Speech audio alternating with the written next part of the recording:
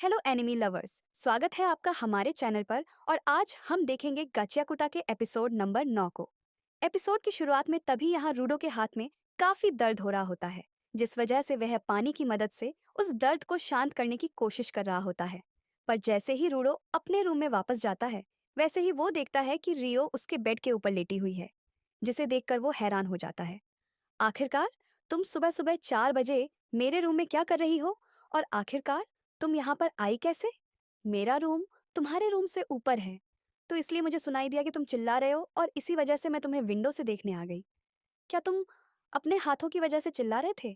जब मैं ग्लव्स को पहन लेता हूँ तब ये ज्यादा दर्द नहीं करते हैं, पर फिर भी मुझे इन्हें धोना पड़ता है और इसी वजह से मुझे दर्द होता है। आखिरकार तुम्हारे हाथों को हुआ क्या है? इसके बारे में तो तुम्हें मेरे बेकार से पेरेंट्स से पूछना चाहिए। पेरेंट्स हमें काफ़ी चीज़ें देते हैं और उनमें से कुछ अच्छी होती हैं और कुछ बुरी। मैंने सही कहा ना? तब रियो वहाँ से चली जाती है। तब कोरवस रूडो को बताता है कि उसका अभी फुल फेस तैयार नहीं हुआ है, जिस वजह से उसे अपने आगे की तैयारी करते रहना चाहिए। तब इसके बारे में रूडो को कुछ समझ नहीं आता, जिस वजह से वह इसके बारे में इंजन से पूछने लगता है। जब हम लोग नो मैन लैंड में जाते हैं तब हमें एक नकाब पहनना पड़ता है, जिसे फुल फेस कहा जाता है।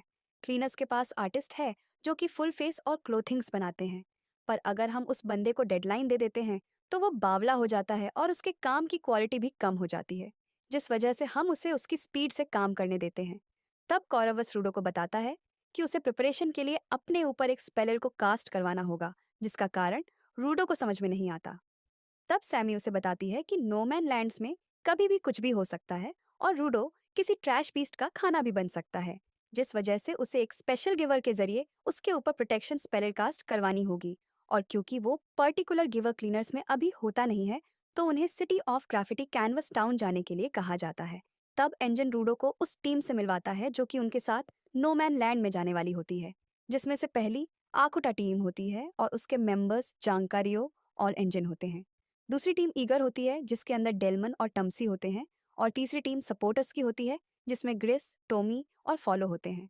वैसे तो हम 5 सपोर्टर्स को अपनी टीम के साथ लेकर जाते हैं, पर जब हम लोग नोमैन लैंड के अंदर जा रहे होते हैं तो हम लोग कम से कम सपोर्टर्स को अपने साथ लेकर जाते हैं और गिवर्स को बढ़ा देते हैं। तब डेलमैन रूडो से मिलने आ जाता है और चीखते हुए रूडो की लाइफ पर दुख प्रकट करने लगता है और उसके पैशन को देखते हुए उसे ईगर टीम को ज्वाइन करने के लिए कहने लगता है। पर टम्सी इसके लिए मना कर देता है क्योंकि उसे पता होता है कि एंजी ने रूडो को रिक्रूट किया है, जिस वजह से रूडो अकूटा टीम में जाएगा। तब एंज डेलमन को अपनी ट्रेडमार्क स्पीच कहने के लिए कहता है, जिस वजह से जाका अपने कान में ईयरबड्स को ठूंस लेता है। पर रूडो को कुछ समझ नहीं आ रहा होता।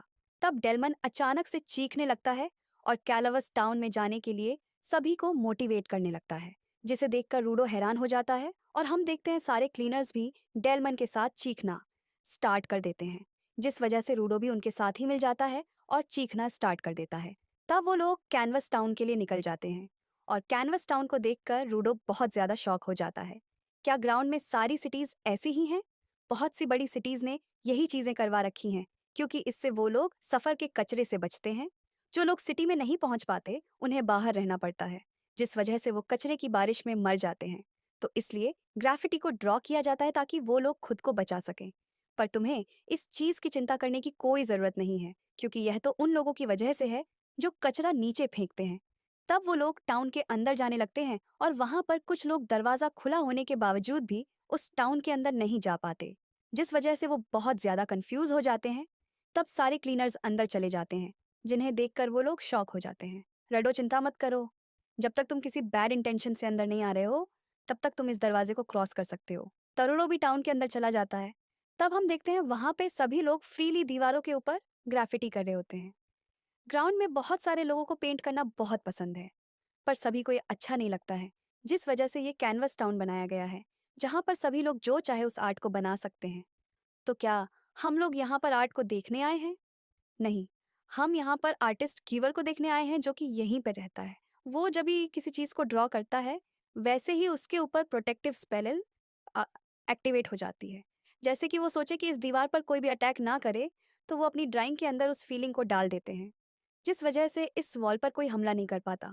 जैसे कि तुमने उन लोगों को तो देखा ही था ना, जो कि टाउन के अंदर एंटर नहीं कर पा रहे थे। वो वीक गिवर की स्पेल है जिसकी वजह से बुरे इंटेंशन वाले लोग सिटी से बाहर ही रहते हैं। तब एंज के साथ एक बच्चा टकरा जाता है जो कि रो रहा होता है और रियो एंज को चिढ़ाने लगती है कि उसने उस बच्चे को रुला दिया है। तब कैनवस टाउन का मेयर वहां पर आ जाता है और एंज उसे बताता है कि वो वहां पर गॉब्स से मिलने आया है, जिस वजह से मेयर उसे बताता है कि गॉब्स सुबह ही मर चुका है। तब सभी लोग बहुत उदास हो जाते हैं और गॉब की बॉडी को देखने चले जाते हैं। गॉब बॉडी पोल्यूशन से मरा है क्योंकि यह सेफ जोन के अंदर अपनी आर्ट से सेटिस्फाई नहीं था, जिस वजह से यह पोलेटेड जोन्स में पेंट करने जाना चाहता था। मुझे पूरा यकीन है कि यह वहां पर बहुत बार बिना मास्क के गया है ताकि यह अपने आर्ट का मजा ले सके। मैंने इसे बहुत बार वर्न भी किया, पर इसने मेरी एक भी नहीं सुनी।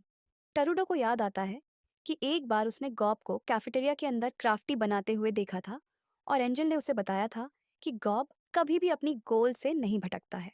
टरूडो गो की मौत से बहुत ज्यादा दुखी हो जाता है, जिस वजह से टस्सी उसे शांत रहने के लिए कहता है और उसे बताता है कि इस तरह ग्राउंड में बहुत बार मौतें होती रहती हैं। गोब ने अपना सक्सेसर पहले ही चुन लिया था जो कि उसके इस वाइटल इंस्ट्रूमेंट पेन को चलाएगा। इस पेन का सक्सेसर हमेशा प्रीवियस यूजर ही चुनता है, जिस वजह से मुझे नहीं पता कि ये लोग किस तरह अपने सक्सेसर को चुनते हैं। पर आज तक जिन्होंने भी इस पेन को इनहेरिट किया है उसके अंदर हमेशा गिवर की पावर जागी है और उसके बाद वो एक स्पेलर कास्टर बने हैं। ये बच्चा रेमलिन टाई शार्क है जो कि गो के बाद अब स्पेलर कास्टर बनेगा। इस पेन को इनहेरिट करना इस आर्टिस्ट के लिए बहुत बड़ा ऑनर है। एक स्पेलर कास्टर इस सिटी के लिए हमेशा आवाज उठाता है। तो क्या एक बच्चा इस प्रेशर को झेल पाएगा? कुछ लोग ऐसे होते हैं जो कि उसे टाइम गिवर बन जाते हैं। एक ऑब्जेक्ट तब वाइटल इंस्ट्रूमेंट बनता है जब उसकी बहुत टाइम तक केयर की जाए। पर जिनके पास पहले ही गिवर बनने का पोटेंशियल होता है और उनके पास कोई अपना ऑब्जेक्ट नहीं होता है, तो वह किसी भी ऑब्जेक्ट को पकड़कर गिवर बन सकते हैं और उनकी क्वालिटी भी काफ़ी ज़्यादा हाई होती है। पर अगर जाका ये बिलीव करता है कि एप्टीट्यूड भी ज़रूरी होता है, तो शायद ये सच ही होगा। एप्टीट्यूड तो बात की बात है, पर किसी वाइटल इंस्ट्रूमेंट को पास करना बहुत ज़्यादा रेयर है। तब मेयर इंजन से माफ़ी मांगने लगता है क्योंकि रेमलिन अभी स्पेल कास्टर की जॉब के लिए तैयार नहीं होता और क्योंकि गोब रमलिन के लिए एक सिबलिंग की तरह था, तो इसलिए उसके लिए दुख बहुत ज्यादा है। तब मेयर गॉब को याद करके रोने लगता है क्योंकि गॉब ने हमेशा अपनी आर्ट से प्यार किया होता है और मेयर भी उसी चीज को प्रोटेक्ट करने के लिए मेयर बना होता है। तब एंजन भी गॉब को याद करने लगता है और बाकी सभी लोग भी काफी उदास होते हैं। तब एंजन रेमलिन को बाय कह के वहां से जाने लगता है, पर तभी रेमलिन अचानक से चीखना स्टार्ट कर देता है और सभी को उदास ना होकर सेलिब्रेट करने के लिए कहता है। तब रेमलिन गॉब का पेन लेकर छत पर चला जाता है। गॉब मर चुका है, जिस वजह से मैं बहुत ज्यादा सैड हूँ। पर अगर हम ऐसे ही रोते रहेंगे तो गॉब अपनी आफ्टर लाइफ में कभी खुश नहीं होगा। तब रेमलिन जैसे ही उस पेन का ढक्कन खोलता है, वैसे ही उसकी गिवर की पावर जाग जाती है, जिससे कि वो पेन एक ब्रश में कन्वर्ट हो जाता है और रेमलिन जैसे ही उस ब्रश से एक आर्ट बनाता है, तब हम देखते हैं उसके सारे स्प्रे कैन भी एक्टिवेट हो जाते हैं और उनमें से पटाखे निकलने स्टार्ट हो जाते हैं, जिस वजह से रेमलिन सभी को पार्टी करने के लिए कहता है। तब यह देखकर सभी लोग खुश हो जाते हैं और फिर से पेंट करना स्टार्ट कर देते हैं और रूटो को भी यह देखकर रेगुटो की याद आ जाती है। और गाइस, इसी के साथ ये एपिसोड खत्म हो जाता है। मैं मिलती हूँ आपसे बहुत ही जल्द अगले वीडियो के साथ।